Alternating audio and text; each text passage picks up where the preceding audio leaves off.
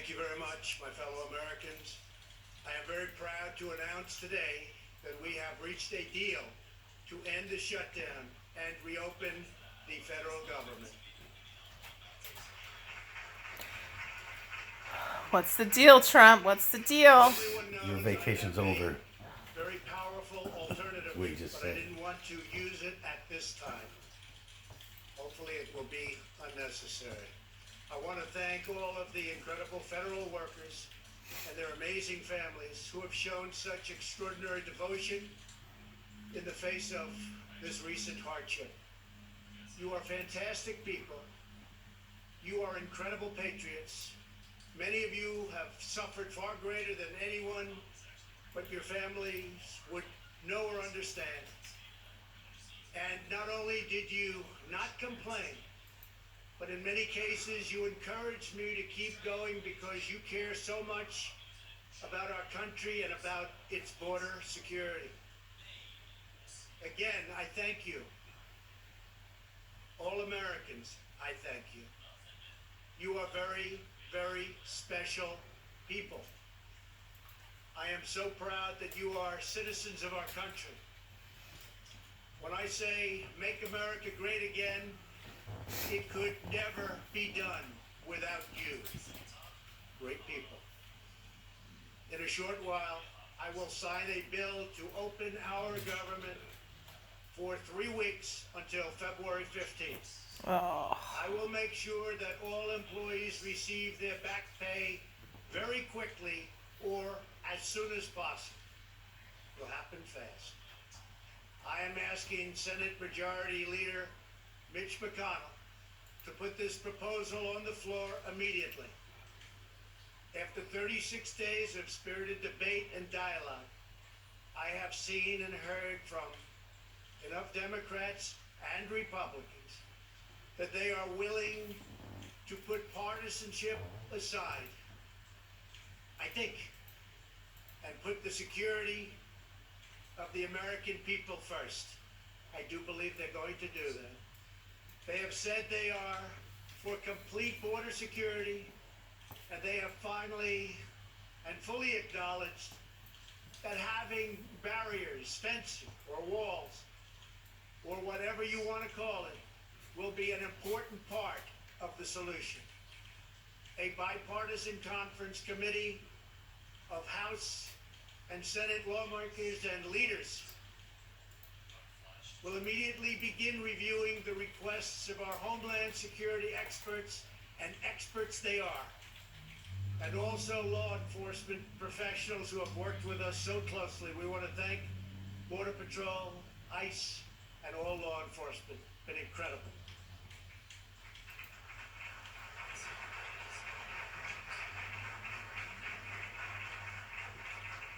Based on operational guidance from the experts in the field, they will put together a Homeland Security package for me to shortly sign into law.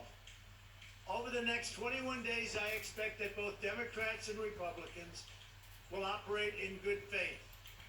This is an opportunity for all parties to work together for the benefit of our whole beautiful, wonderful nation.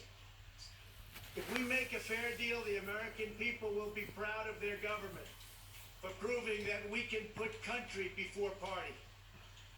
We can show all Americans and people all around the world that both political parties are united when it comes to protecting our country and protecting our people. Many disagree, but I really feel that working with Democrats and Republicans, we can make a truly great and secure deal happen for everyone. Walls should not be controversial.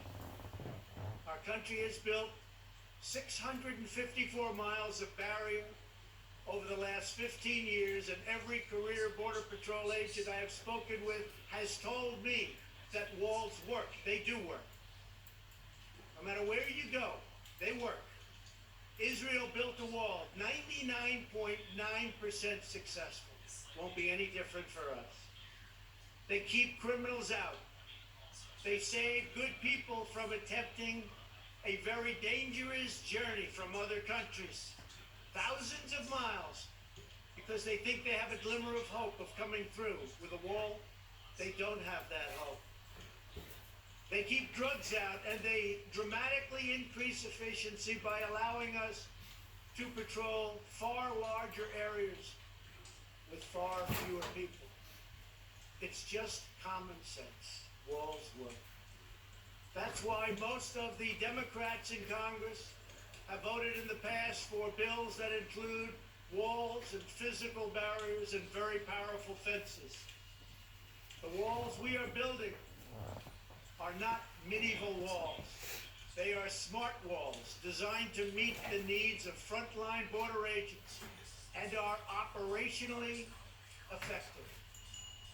These barriers are made of steel,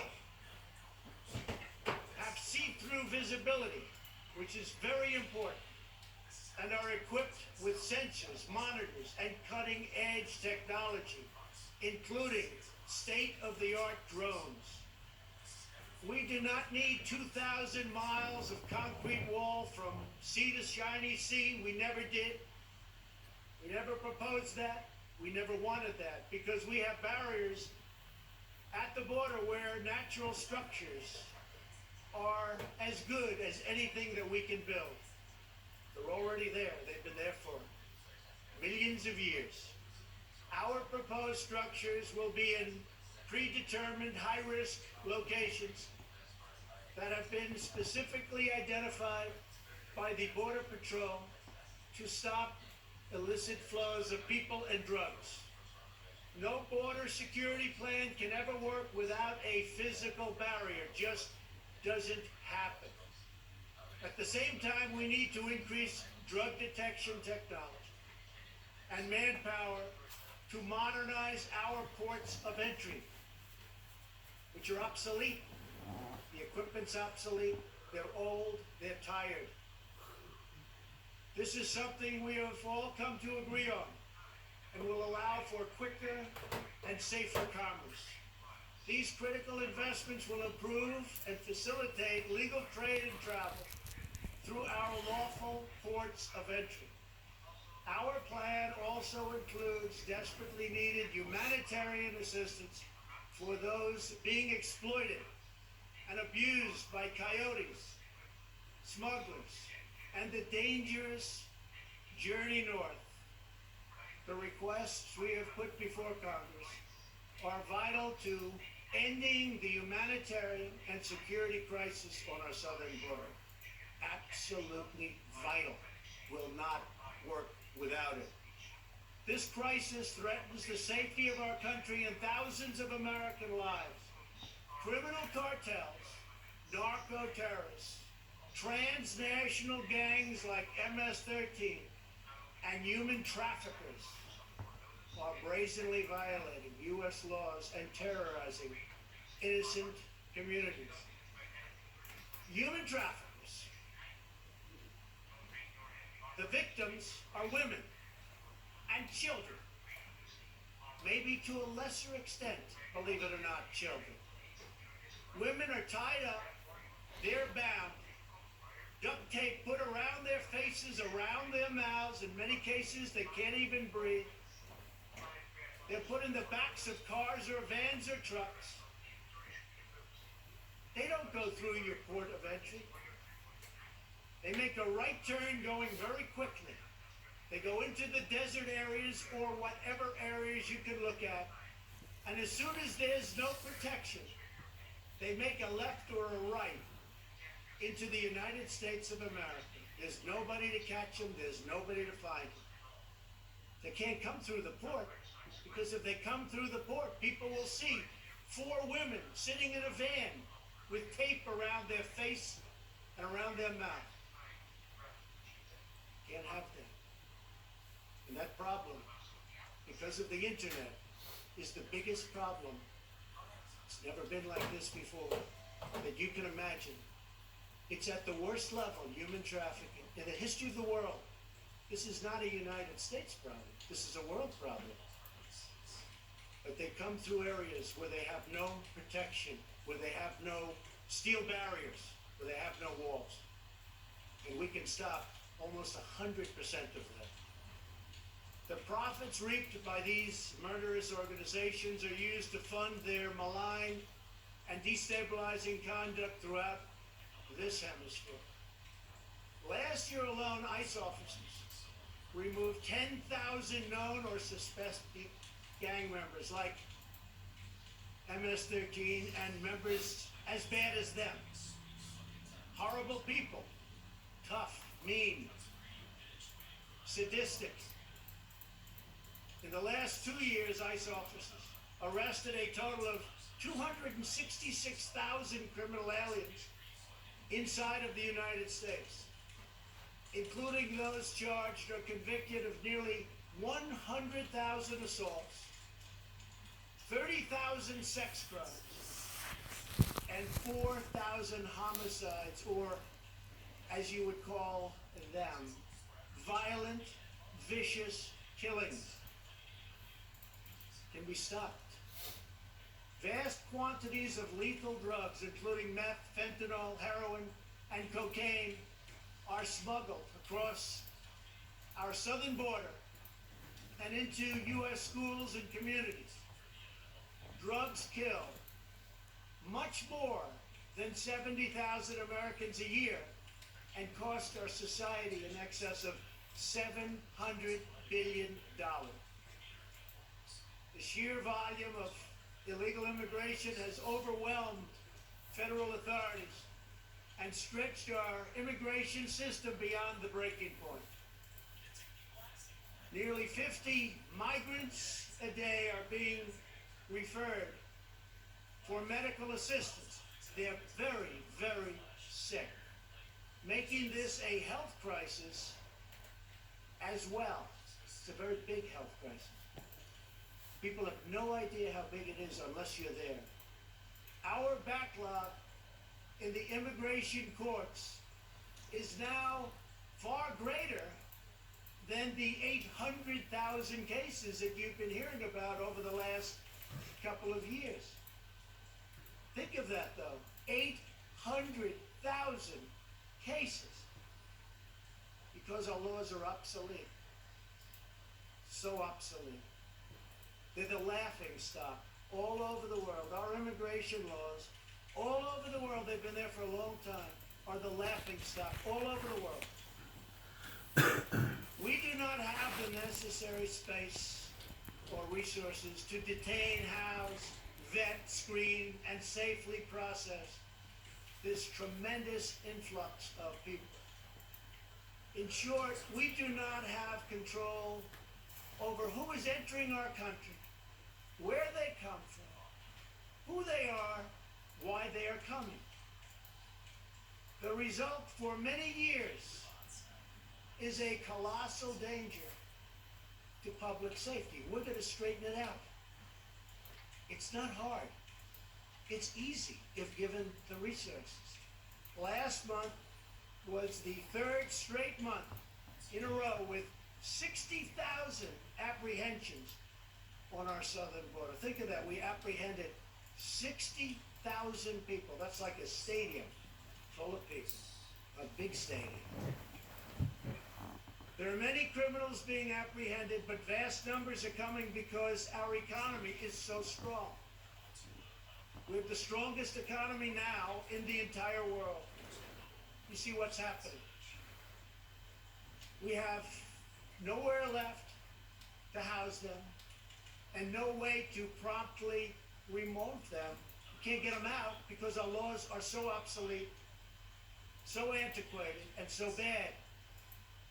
Without new resources from Congress, we will be forced to release these people into communities, something we don't want to do, called catch and release.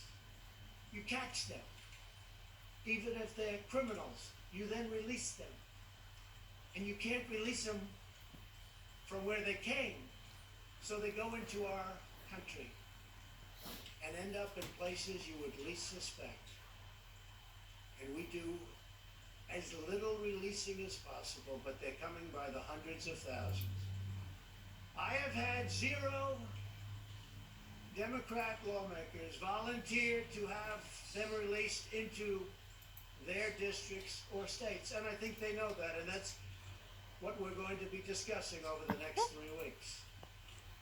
The painful reality is that the tremendous economic and financial burdens of illegal immigration fall on the shoulders of low-income Americans, including millions of wonderful, patriotic, law-abiding immigrants who enrich our nation. As Commander-in-Chief, my highest priority is the defense of our great country. We cannot surrender operational control over the nation's borders to foreign cartels, traffickers, and smugglers. We want future Americans to come to our country legally and through a system based on merit. We need people to come to our country. We have great companies moving back into the United States. And we have the lowest employment and the best employment numbers that we've ever had. There are more people working today in the United States than have ever worked in our country. We need people to come in to help us, the farms, and with all of these great companies that are moving back. Finally, they're moving back.